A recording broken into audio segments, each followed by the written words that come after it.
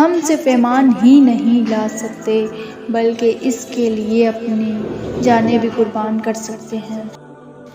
بہتری اور بزرگی اسلام کے علاوہ اور کہیں نہیں ہے۔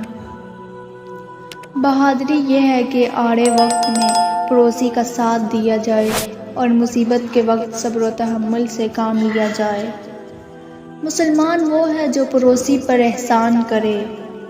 گناہ سے خوشی حاصل نہ کرو کیونکہ گناہ سے خوش ہونا گناہ سے بڑھ کر ہے۔